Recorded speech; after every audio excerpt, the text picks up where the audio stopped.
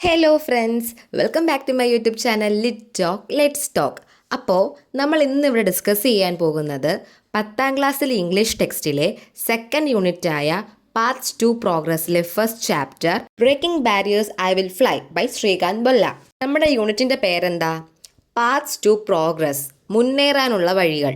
Robert ഫ്രോസ്റ്റിൻ്റെ famous ആയ lines ആണ് നമുക്ക് ആദ്യം തന്നിട്ടുള്ളത്.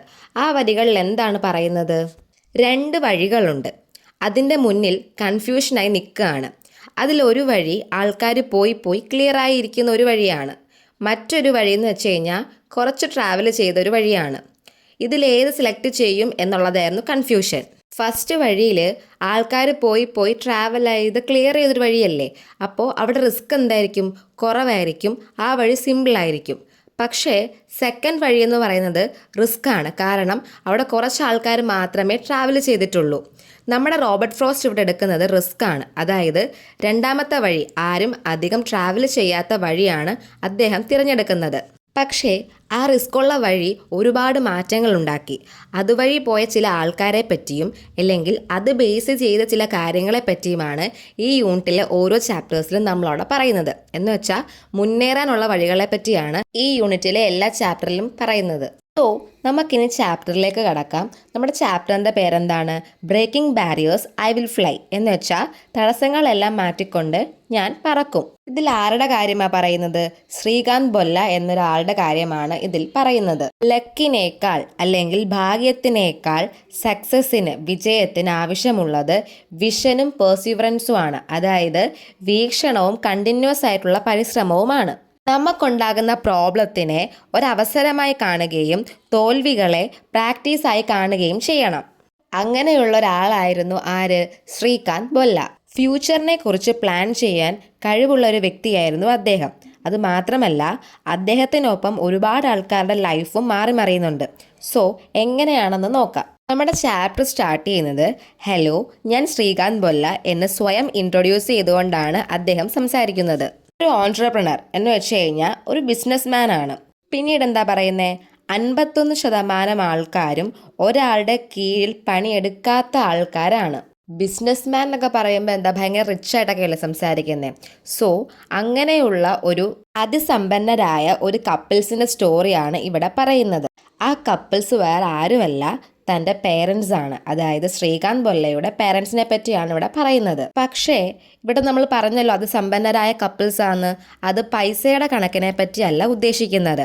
കാരണം ശ്രീകാന്ത് ബൊല്ലയുടെ പാരൻസ് പുവർ ആയിരുന്നു, അൺഎഡ്യൂക്കേറ്റഡ് ആയിരുന്നു ആൻഡ് സ്ട്രഗിൾ ചെയ്യുന്ന ഫാമേഴ്സ് ആയിരുന്നു. പിന്നെ എന്തുകൊണ്ടാണ് ഇവരെ റിച്ച് അല്ലെങ്കിൽ അതിസമ്പന്നരായ കപ്പിൾസ് എന്ന് വിളിച്ചതെന്ന് ചോദിച്ചാൽ, മൂല്യങ്ങളിൽ, ത്യാഗത്തിൽ, സ്നേഹത്തിൽ, വിശ്വാസത്തിൽ, ഈ പറയുന്ന കാര്യങ്ങളിലൊക്കെ അവർ അതിസമ്പന്നരായിരുന്നു, റിച്ച് ആയിരുന്നു. ഒരു ബിസിനസ്മാനെ പോലെ ഇതെല്ലാം ശ്രീകാന്തിൻ്റെ ലൈഫിലേക്ക് ഇൻവെസ്റ്റ് ചെയ്യുകയായിരുന്നു ആ പാരൻസ്. ഇത് ഇൻവെസ്റ്റ് ചെയ്തു എന്നാ, അതായത് ബിസിനസ്സുകാരായിട്ടുള്ള ഇപ്പോൾ കാശിൻ്റെ പേര് പറയുകയാണെങ്കിൽ ആ കാശൊക്കെ അവരുടെ മക്കളിലേക്ക് എന്ത് ചെയ്യും? പാരൻസ് ഇൻവെസ്റ്റ് ചെയ്യും. അതേപോലെ ഇവിടെ കാശിൻ്റെ കാര്യത്തെ പറ്റിയല്ല പറയുന്നത്, മൂല്യവും ത്യാഗവും സ്നേഹവും വിശ്വാസവും എന്ന സമ്പത്തിനെ പറ്റിയാണ് ഇവിടെ പറയുന്നത്. അതാണ് നമ്മുടെ ശ്രീകാന്ത് ബൊല്ലയുടെ ലൈഫിലേക്ക് അദ്ദേഹത്തിൻ്റെ പാരൻസ് ഇൻവെസ്റ്റ് ചെയ്തിരിക്കുന്നത്. ശ്രീകാന്ത് എന്ന പ്രൊജക്റ്റിന് വേണ്ടിയിട്ട് അവർ എഫേർട്ട് ഇട്ടു. അതുകൊണ്ടാണ് അവരെ റിച്ച് ബിസിനസ് കപ്പിൾസ് എന്ന് പറയുന്നത്. അവിടെ ചെറിയൊരു പറമ്പിൽ നിന്നും വർഷം 20,000 റുപ്പീസാണ് അവർ സമ്പാദിച്ചിരുന്നത്. മാരീഡ് കപ്പിളിൻ്റെ ഏറ്റവും വലിയ മോഹം എന്തായിരിക്കും? ഒരു കുഞ്ഞു വേണമെന്നായിരിക്കും. അതുപോലെ നമ്മുടെ ശ്രീകാന്ത് ബൊല്ലയുടെ പാരൻസിനും ഒരു കുഞ്ഞു വേണമെന്നായിരുന്നു ഏറ്റവും വലിയ ആഗ്രഹം. അങ്ങനെയാണ് ആര് ജനിക്കുന്നത്? നമ്മുടെ ശ്രീകാന്ത് ബൊല്ല ജനിക്കുന്നത്. കണ്ണിലെ കൃഷ്ണമണി പോലെ എന്നൊക്കെ നമ്മൾ പറയില്ലേ, അതേപോലെ ഇവിടെ പറയുന്നത് കണ്ണിലെ ആപ്പിള് പോലെ എന്ന് വെച്ചാൽ അത്ര ഇഷ്ടമുള്ള, അതാണ് ഉദ്ദേശിക്കുന്നത്. അങ്ങനെ ഒരാളായിരുന്നു അവർക്കാര്? ശ്രീകാന്ത് ബൊല്ല. പക്ഷേ ഇവിടെ ഒരു സെൻറ്റൻസ് പറയുന്നുണ്ട്, അതായത് അവരുടെ പാരൻസ് ആപ്പിളും കണ്ടിട്ടില്ല, അതേപോലെ അവൻ്റെ കണ്ണും കണ്ടിട്ടില്ല. ദാറ്റ് മീൻസ് നമ്മുടെ ശ്രീകാന്ത് ബൊല്ല എന്താണ്? ബ്ലൈൻഡ് ആണ്. ഈ ആപ്പിൾ കണ്ടിട്ടില്ല എന്നുകൊണ്ടാണ് ഉദ്ദേശിക്കുന്നത് അവർ അത്രയ്ക്ക് പുവറാണ്. അതുകൊണ്ടാണ് ആപ്പിൾ എന്ന് പറയുന്ന ഫ്രൂട്ട് പോലും എന്ത് ചെയ്യാത്തത്? അവർ കാണാത്തത്. അതേപോലെ തന്നെ അവരെന്തും കണ്ടിട്ടില്ല, അവരുടെ മകനായ ശ്രീകാന്ത് ബൊല്ലയുടെ കണ്ണും കണ്ടിട്ടില്ല. Because he is blind. കണ്ണില്ലാതെ ജനിച്ച ശ്രീകാന്ത് ബൊല്ലയെ പറ്റി സൊസൈറ്റി, സമൂഹം പല കാര്യങ്ങളും പറഞ്ഞു. അതായത് അദ്ദേഹം ഒരു ബേർഡൻ, ഭാരമായിരിക്കും, അതുകൊണ്ട് അദ്ദേഹത്തെ എന്ത് ചെയ്യുക, ശ്വാസം മുട്ടിച്ച് കൊന്നുകളയുക എന്നൊക്കെ. പക്ഷേ നമ്മുടെ ശ്രീകാന്ത് ബൊല്ലയുടെ പാരൻസിന് അങ്ങനെ ആയിരുന്നില്ല. ശ്രീകാന്തിന് വേണ്ടിയിട്ട് ലവും കെയറും ഒക്കെ അങ്ങേയറ്റം വാരി വിതറി സെറ്റ് പോലെയാണ് അവനെ സ്നേഹിക്കുകയും കൊണ്ടു നടക്കുകയൊക്കെ ചെയ്തത്. അതേപോലെ അവരാണ് ഈ ലോകത്തിലെ ഏറ്റവും റിച്ചസ്റ്റ് കപ്പിൾ എന്നവർക്ക് ഫീൽ ചെയ്തു. എന്തുകൊണ്ടാണ്? ശ്രീകാന്ത് ബൊല്ല കാരണം. അതേപോലെ ഞാനാണ് ഈ ലോകത്തിലെ ഏറ്റവും ലക്കിയസ്റ്റ് പേഴ്സൺ എന്ന് ഞാൻ സ്വയം കൺസിഡർ ചെയ്തു. മീൻസ് ശ്രീകാന്ത് ബൊല്ല സ്വയം കൺസിഡർ ചെയ്തു. എന്തുകൊണ്ടാണ്? അങ്ങനെയുള്ള ഒരു പാരൻസിനെ കിട്ടിയതുകൊണ്ട്. ശ്രീകാന്ത് ബൊല്ല കുട്ടിയായിരുന്ന സമയത്ത് തൻ്റെ അച്ഛൻ്റെ കൂടെ പാടത്തൊക്കെ ടൈം സ്പെൻഡ് ചെയ്യായിരുന്നു. പക്ഷേ കുട്ടിയായതുകൊണ്ട് അങ്ങനെ അച്ഛനെ ഹെൽപ്പ് ചെയ്യാനൊന്നും പറ്റിയിട്ടില്ല. പരിമിതികളുണ്ടായിരുന്നു അവന്. ഞാനൊരു ബ്ലൈൻഡ് ആയതുകൊണ്ട് തന്നെ ചില ആൾക്കാർ എൻ്റെ ഫ്യൂച്ചറിനെ പറ്റി, മീൻസ് ശ്രീകാന്ത് ബൊല്ലയുടെ ഫ്യൂച്ചറിനെ പറ്റി ഓരോ ഡൗട്ട്സ് പറഞ്ഞു തുടങ്ങി. അപ്പോൾ തൻ്റെ അച്ഛനും അതൊക്കെ സത്യമാണെന്ന് എന്ത് ചെയ്തു, ഫീൽ ചെയ്ത് തുടങ്ങി. പരമ്പരാഗതമായിട്ടുള്ള അവരുടെ കൃഷി അതൊന്നും എന്ത് ചെയ്യാൻ പറ്റത്തില്ല, അവനെ കൊണ്ട് നോക്കി നടത്താൻ പറ്റില്ല. ബിക്കോസ് ഹീസ് ബ്ലൈൻഡ്, അഥവാ അവൻ്റെ ആ പരിമിതികൾ കൊണ്ട്. അവൻ എന്ത് കഴിയും? പക്ഷേ പഠിക്കാൻ കഴിയും. അത് ആർക്ക് വിശ്വാസമായിരുന്നു? അദ്ദേഹത്തിൻ്റെ അച്ഛന്. അങ്ങനെ നമ്മുടെ ശ്രീകാന്ത് ബൊല്ലയെ സ്കൂളിലേക്ക് വിടുകയാണ്. വീട്ടിൽ നിന്ന് സ്കൂളിലേക്ക് കുറച്ച് ദൂരം ഉണ്ടായിരുന്നു. അതേപോലെ സ്കൂളിലാണെങ്കിൽ തൻ്റെ ടീച്ചേഴ്സും സ്റ്റുഡൻസും ഒന്നും അധികം അങ്ങനെ കൺസിഡർ ചെയ്തിട്ടില്ല നമ്മുടെ ശ്രീകാന്ത് ബൊല്ലയെ. അതേപോലെ ലാസ്റ്റ് ബെഞ്ചിലാണ് കഴിഞ്ഞ 2 വർഷമായിട്ട് ആരിരിക്കുന്നത്?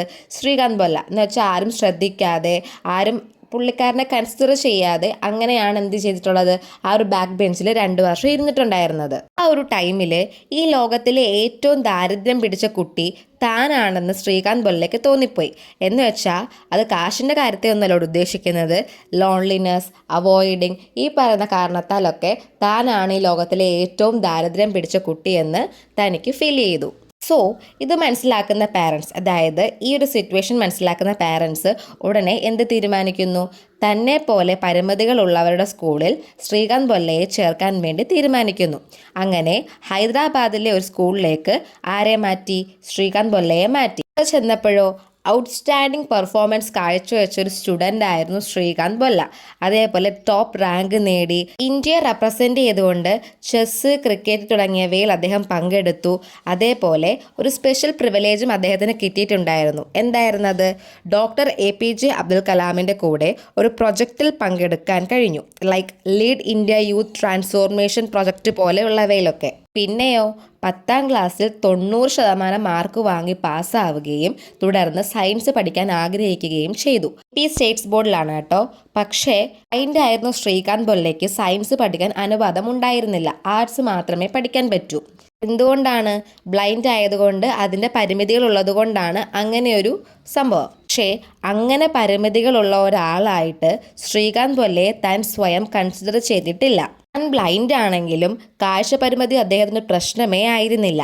ചലഞ്ചസ്, വെല്ലുവിളികളെ ഏറ്റെടുത്ത് അതിനെ ഫേസ് ചെയ്ത് ഓവർകം ചെയ്തിരുന്ന ആളായിരുന്നു ആര്? ശ്രീകാന്ത് ബൊല്ല. പക്ഷേ സമൂഹം ആ ഒരു ലക്ഷ്യത്തിൽ പിന്തുടരാൻ അദ്ദേഹത്തിന് അനുവാദം കൊടുത്തില്ല. കാരണം മറ്റുള്ളവർ ഇതിനെ മനസ്സിലാക്കുന്ന രീതി അങ്ങനെയായിരുന്നു. അങ്ങനെ ഇത് നടക്കില്ല എന്ന് വന്നപ്പോൾ നിയമപരമായി പോരാടാൻ ആര് തീരുമാനിക്കുന്നു? ശ്രീകാന്ത് തീരുമാനിക്കുന്നു. 6 മാസത്തെ യുദ്ധത്തിന് ശേഷം ഗവൺമെൻറ് ഓർഡർ കിട്ടുന്നു. തനിക്ക് എന്ത് ചെയ്യാം? സയൻസ് പഠിക്കാം, പക്ഷെ സ്വന്തം റിസ്കിൽ മാത്രം. അങ്ങനെ പഠിക്കാൻ സ്റ്റാർട്ട് ചെയ്തെങ്കിലും തനിക്ക് ആവശ്യമുള്ള വസ്തുക്കളൊന്നും കിട്ടിയിട്ടുണ്ടായിരുന്നില്ല. പക്ഷേ ശ്രീകാന്ത് ബൊല്ല വളരെയധികം ഹാർഡ് വർക്ക് ചെയ്തു. ടെക്സ്റ്റ് ഒന്നും വായിക്കാൻ കഴിയാത്തത് കൊണ്ട് ടീച്ചർ എന്ത് ചെയ്യുന്നു? ക്ലാസ്സൊക്കെ റെക്കോർഡ് ചെയ്തും ടെക്സ്റ്റ് വായിച്ച് റെക്കോർഡ് ചെയ്തുമൊക്കെ ആരെ ഹെൽപ്പ് ചെയ്യുമായിരുന്നു? ശ്രീകാന്തിനെ ഹെൽപ്പ് ചെയ്യുമായിരുന്നു.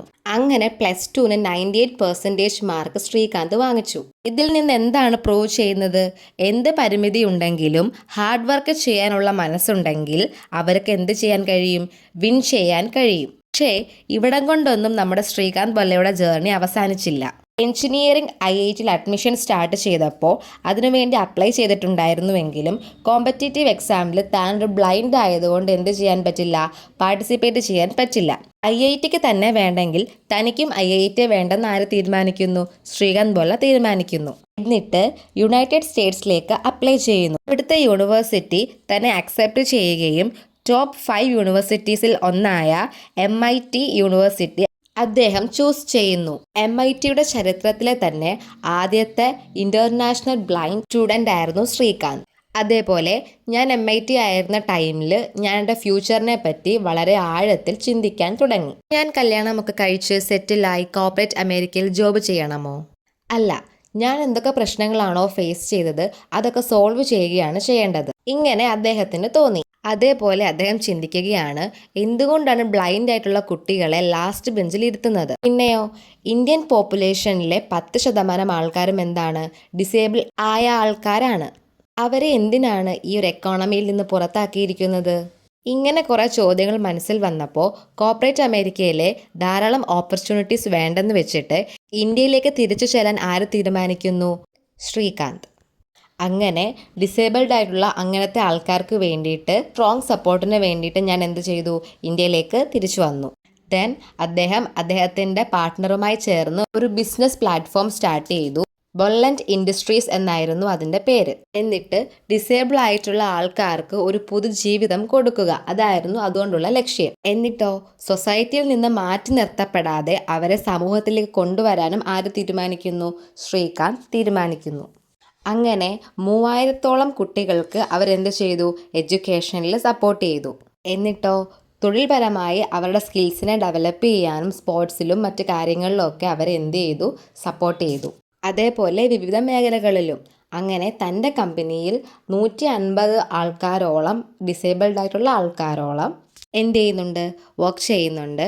തന്നെയുമല്ല, അവർ $1 മില്യൺ മേലെ വിൽപ്പന വരുമാനം ഉണ്ടാക്കുന്നുണ്ട്. ഇതെന്താണ്?